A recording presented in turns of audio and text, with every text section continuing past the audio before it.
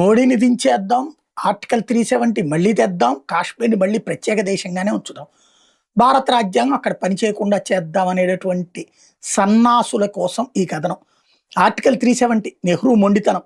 జమ్మూ కాశ్మీర్ భారత్లో విలీనమైన రోజున 26 అక్టోబర్ 1949 మనకు స్వతంత్ర సిద్ధించిన తర్వాత దాయాది పాకిస్తాన్ కుయుక్తులు పన్నగా రాష్ట్రీయ స్వయం సేవక్ సంఘ్ ద్వితీయ సరసంఘచాలక్ గురూజీ తీవ్రమైన కృషి చేసి భారత్లో విలీనం అయ్యేట్టు చూశారు. గురూజీ గోల్వాల్కర్ జోక్యం చేసుకోవడంతో ప్రమాదం తప్పింది. నరేంద్ర మోడీ సారథ్యంలోని బీజేపీ ప్రభుత్వం 5 ఆగస్టు 2019 ఆర్టికల్ 370 రద్దు చేసేసింది. ఈ రద్దు అనేది జమ్మూ కాశ్మీర్ చరిత్రలోనే అత్యంత కీలక మలుపు.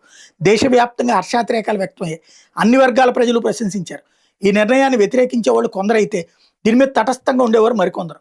ఆగస్టు 5న కేంద్ర హోంశాఖ మంత్రి అమిత్ షా ఆర్టికల్ 370 రద్దుకు ప్రతిపాదిస్తే రాష్ట్రపతి ఆమోదం తెలిపారు. దీంతో జమ్మూ కాశ్మీర్పై సర్వాధికారాలు కేంద్రానికి వచ్చాయి. పార్లమెంటు చట్టాలు అక్కడ అమలవుతాయి.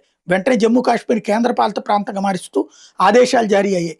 రద్దును వ్యతిరేకిస్తున్న పక్షాల వైఖరి ఆక్షేపణీయమని జమ్మూ లడాక్ ప్రజలు సంబరాలు చేసుకున్నారు. రాజ్యాంగ ఉల్లంఘన జరగలేదని, ఈ ఆర్టికల్ తాత్కాలికమని స్పష్టంగా ఉందని తెలిపారు. ఈ నిర్ణయం మీద దేశం మీదనే 70 ఏళ్ల కళంకాన్ని తుడిచిపెట్టిందని, మంచి రోజులు వచ్చాయని నిర్ధారించారు. ఆర్టికల్ 370 అసలు నెహ్రూ మొండితనం.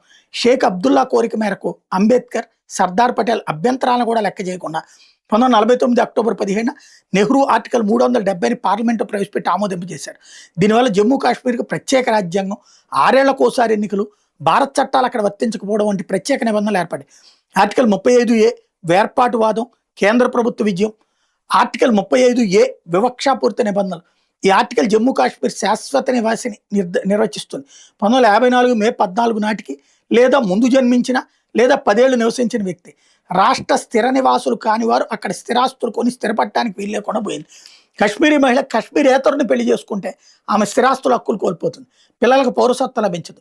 ఇది మహిళలపై వివక్షగా కోర్టు పేర్కొంది. పాకిస్తాన్కి చెందిన వ్యక్తిని వివాహం చేసుకుంటే మాత్రం కశ్మీర్ పౌరసత్వం లభిస్తుంది. పారిశుధ్య పనుల కోసం ఇతర ప్రాంతాలను తీసుకొచ్చిన వాల్మీకి దళితుల పిల్లలు కూడా అవే పనులు చేయాలనే నిబంధనతోనే వాళ్ళకి శాశ్వత నివాస పత్రాలు ఇచ్చారు. ఇది ఆధునిక కట్టుబానిసత్వం లాంటిదని వ్యాసకర్త ఎంతో ముందే చెప్పుకొచ్చారు.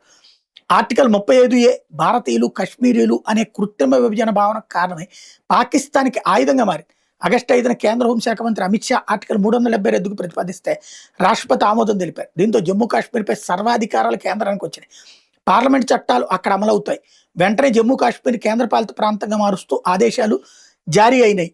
రద్దును వ్యతిరేకిస్తున్న పక్షాల వైఖరి ఆక్షేపణీయమని జమ్మూ లడాక్ ప్రజలు సంబరాలు చేసుకున్నది ఒక ఎత్తు అయితే, ఇప్పటికీ కూడా మళ్ళీ ఆ షర్జిల్ ఇమాం లాంటి వాళ్ళ లేకపోతే ఉమర్ ఖలీద్ లాంటి వాళ్ళ కాశ్మీర్ని మళ్ళీ వేర్పాటువాదం వైపుకి మళ్ళీ ముక్క చెక్కలు కావాలి, మళ్ళీ దానికి ఆర్టికల్ 370 కావాలని కోరుతున్నారు. వాళ్ళకి కాక్రోచ్ జనతా పార్టీ లాంటి వాళ్ళు మద్దతు ఇస్తున్నారు. ఇక్కడ ఇంపార్టెంట్.